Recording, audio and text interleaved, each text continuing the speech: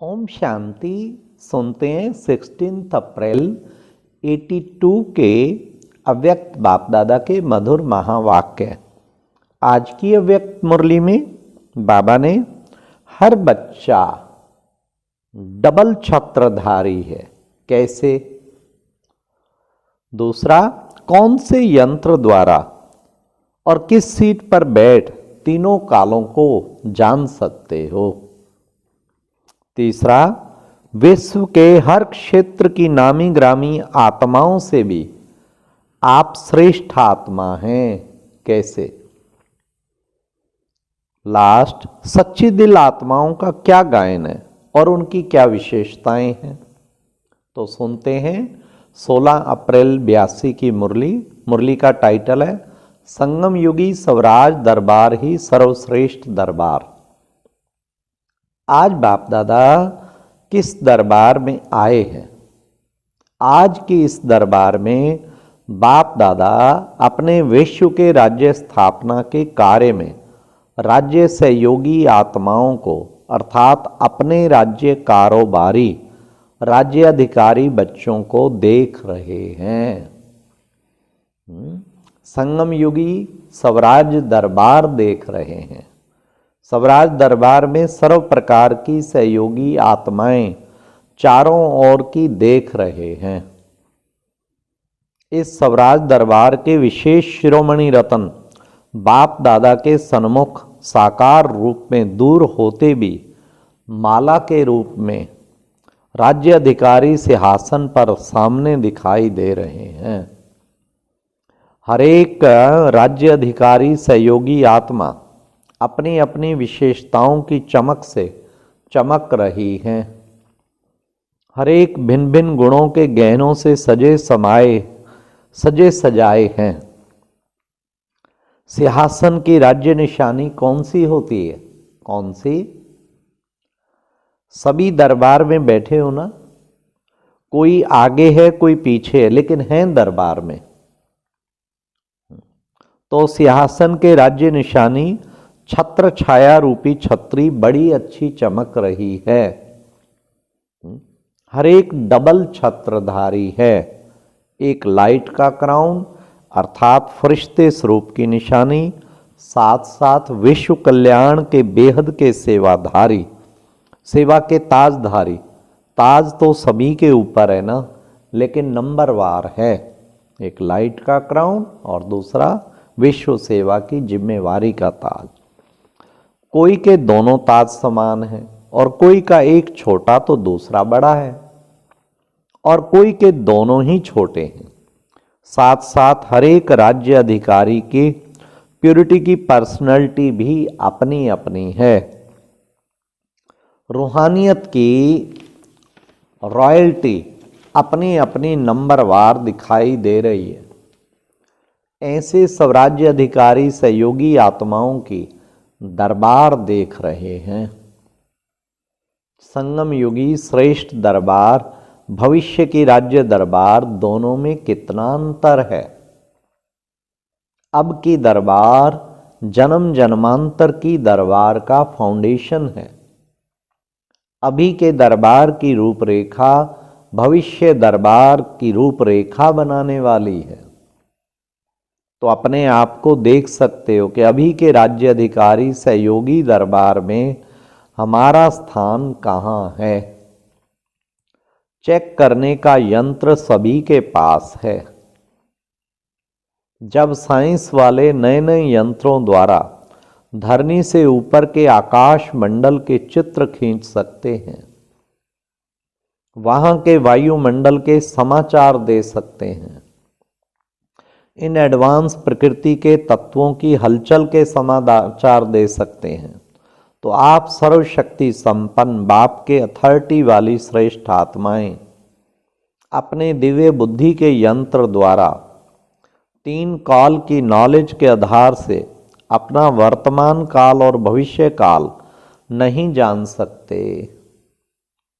नहीं जान सकते क्या? यंत्र तो सभी के पास है ना। दिव्य बुद्धि तो सबको प्राप्त है। इस दिव्य बुद्धि रूपी यंत्र को कैसे यूज करना है, किस स्थान पर अर्थात किस स्थिति पर स्थित हो करके यूज करना है यह भी जानते हो। त्रिकालदर्शीपन की स्थिति के स्थान पर स्थित हो, तीनों कालों की नॉलेज के आधार पर यंत्र को यूज करो। यूज करने आता है, पहले तो स्थान पर स्थित होना आता है, अर्थात स्थिति में स्थित होना आता है। तो इसी यंत्र द्वारा अपने आप को देखो कि मेरा नंबर कौन सा है। समझा? आज सर्वस्व त्यागी वाली बात नहीं बता रहे हैं। हाँ, रोज बाबा सर्वस्व त्यागी का कोर्स करा रहे थे ना, अभी लास्ट कोर्स रहा हुआ है। आज बाप दादा अपने राज्य दरबार वासी साथियों को देख रहे थे, सभी यहां पहुंच गए ना।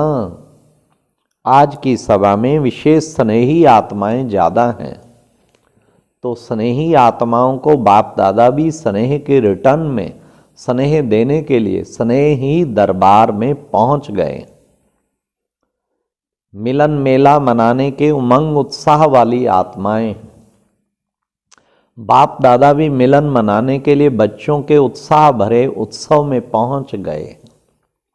यह भी स्नेह का सागर और नदियों का मेला है। तो मेला मनाना अर्थात उत्सव मनाना। आज बाप दादा भी मेले के उत्सव में आए हैं। बाप दादा मेला मनाने वाले स्नेह पाने के भाग्यशाली आत्माओं को देख हर्षित हो रहे हैं। हाँ, मधुबन बाप दादा मिलन तो बिल्कुल फेस्टिविटी की तरह होता है ना, जैसे फेस्टिवल चल रहा है। तो बाबा ने कहा बाबा भी उत्सव में आए हैं। भाग्यशाली आत्माओं को देख हर्षित हो रहे हैं। क्या कि सारे इतने विशाल विश्व में अथाह संख्या के बीच कैसी कैसी आत्माओं ने मिलन का भाग्य ले लिया। विश्व के आगे ना उम्मीदवार आत्माओं ने अपनी सर्व उम्मीदें पूर्ण करने का भाग्य ले लिया, और जो विश्व के आगे नामी ग्रामी उम्मीदवार आत्माएं हैं वह सोचती और खोजती रह गई। आज तो बाबा ने बहुत नशा चढ़ाया। खोजना करते करते खोज में ही खो गए। कहाँ ईश्वर, कहाँ भगवान, खो गए। और आप स्नेही आत्माओं ने स्नेह के आधार पर पा लिया, तो श्रेष्ठ कौन हुआ? हम बच्चे हुए ना। कोई शास्त्रार्थ करते शास्त्र में ही रह गए। हाँ, शास्त्रार्थ में बहुत होशियार। कोई महात्माएं बन आत्मा और परमात्मा की छोटी सी भ्रांति में अपना भाग्य से रह गए। बच्चे बन बाप के अधिकार से वंचित रह गए। बड़े बड़े वैज्ञानिक खोजना करते उसी में खो गए। राजनीतिज्ञ योजनाएं बनाते बनाते रह गए। भोले भक्त कण कण में ढूंढते ही रह गए। लेकिन पाया किन्होंने? भोलेनाथ के भोले बच्चों ने। बड़े दिमाग वालों ने नहीं पाया, लेकिन सच्ची दिल वालों ने पाया। इसलिए कहावत भी है, क्या? सच्ची दिल पर साहब राजी। तो सभी सच्ची दिल से दिल तख्त नशीन बन सकते हैं। सच्ची दिल से दिल्लाराम बाप को अपना बना सकते। सुनते चलो सच्ची दिल आत्माओं की विशेषता। दिल्लाराम बाप सच्ची दिल के सिवाय सेकंड भी याद के रूप में ठहर नहीं सकते हैं। सच्ची दिल वाले की सर्वश्रेष्ठ संकल्प रूपी आशाएं सहज संपन्न होती हैं। सच्ची दिल वाले सदा बाप के साथ का साकार, आकार और निराकार तीनों रूपों में सदा साथ का अनुभव करते हैं। इसलिए सच्ची दिल पे साहिब राजी। हमें हमेशा ही सच्चाई सफाई अंदर से होनी चाहिए ना, बिल्कुल दिल की सच्ची सफाई और वो होगी तो उससे हमारा जीवन सचमुच बाबा के दिल तख्त नशीन बन जाएंगे। कितने बाबा ने विशेषताएं बताई। हाँ, सच्ची दिल दिल्लाराम बाप को अपना बना सकते, दिल तख्त नशीन बन जाते। एक सेकंड भी, क्या सुंदर बात बताई, दिल सच्ची दिल के सिवाय सेकंड भी याद के रूप में ठहर नहीं सकते। सच्ची दिल वाले की सर्वश्रेष्ठ संकल्प रूपी आशाएं संपन्न होती हैं। इसलिए सच्ची दिल वाले सदा बाप के साथ का साकार आकार निराकार तीनों रूप में सदा साथ का अनुभव करते हैं। अच्छा, ऐसे सदा स्नेह के सागर से मिलन मनाने वाली बहती गंगाएं, सदा स्नेह के आधार से बाप दादा को सर्व संबंध में अपना अनुभव करने वाले, भोलेनाथ बाप से सदा का सौदा करने वाले, ऐसे स्नेही सच्ची दिल वाली श्रेष्ठ आत्माओं को बाप दादा का याद प्यार और नमस्ते। तो आज बाबा ने प्रेरणा दी, एक तो नशा चढ़ाया तुम डबल छत्रधारी, दूसरा कि तुम विश्व की सब नामी ग्रामी आत्माओं से कैसे श्रेष्ठ हैं, और फिर सच्ची दिल की विशेषताएं बताई जिसको हमें सदा ध्यान में रख के धारण करना है। तो आज एक विशेष सूचना भी दी जा रही है। प्यारे बाबा के पानीपत में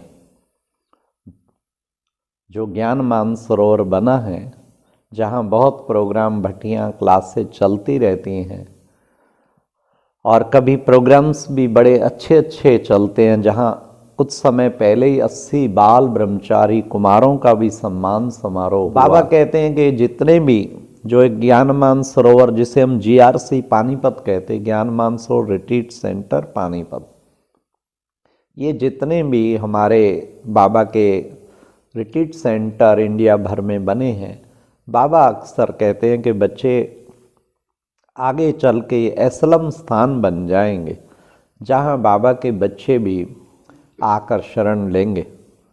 और हम सब देख भी रहे हैं, हाँ, कैसे कोविड-19 के दौरान पहली लहर, दूसरी लहर, फिर अब ओमिक्रॉन तीसरी लहर, तो बाबा ने जो बताया है मुरलियों में कि बच्चे आगे से आगे परिस्थितियां वर्स्ट होनी हैं, और ये इस कारण जो है ये असलम स्थान काम आने हैं आगे चल के। बहुत अभी भी बहुत सेवा कर रहे हैं, आगे भी काम आने हैं। तो विशेष जो है कुछ बाबा के बच्चों की पुनः पुनः हमसे रिक्वेस्ट थी कि कुछ इस ज्ञान मानसरोवर रिट्रीट सेंटर पानीपत, इसके सन्मुख कुछ लैंड लेके उसमें BK कॉलोनी बनानी चाहिए, क्योंकि बाबा कहते तुम्हारा संगठन एक किला बन जाए। क्योंकि GRC पानीपत में बड़ा शानदार बाबा का तपस्या धाम कमल फूल में बना शांति वन की तरह, जहाँ अभी भी 108 दिन की तपस्या चल रही है, और बहुत सुंदर मधुबन की तरह, पांडव भवन की तरह झोपड़ी भी बनी है, और बाबा का हिस्ट्री हॉल भी बना है, दादी चंद्रमणि यूनिवर्सल पीस ऑडिटोरियम भी बना है, और Dadi Janki positive health care centre जहाँ 60-70 पेशेंट रोजाना आते हैं, 1 एकड़ में वह भी बना हुआ है। और साथ साथ दादी गुले गुलजार गार्डन, जो कि पहले भी गार्डन था लेकिन उसे और सुंदर बनाया जा रहा है। बात बड़ों को भी सन्मुख रखी गई। मैं विशेष बड़ों से मिलकर आया, उन्होंने भी स्वीकृति दी मधुबन के वरिष्ठ जनों से। और फिर गुड़गांव के 2 बिल्डर विशेष जो बाबा के BK फैमिली के क्लोज कांटेक्ट में हैं, वो इसको आके देखा और बनाने के लिए तैयार हुए।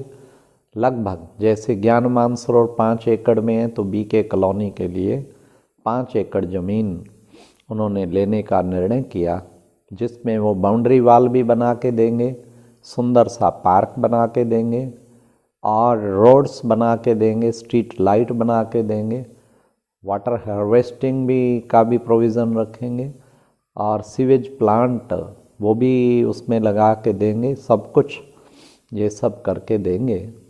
और उसके लिए जो भी इच्छुक आत्माएं हैं, कुछ तो पानीपत से इच्छुक आत्माओं ने नोट कराया है नाम, लेकिन जो भी इच्छुक आत्माएं हैं वो यहाँ जीआरसी निवासी भाई सुभाष भाई से संपर्क कर सकते हैं। उनका मोबाइल नंबर है 9253867681। पुनः नोट कर सकते हैं 9253867681। ये सुभाष भाई जी का नंबर है, आप इस पे उनसे फ़ोन करके संपर्क कर सकते हैं। और अब यह एक बहुत अच्छी वीडियो भी ज़रूर देखें।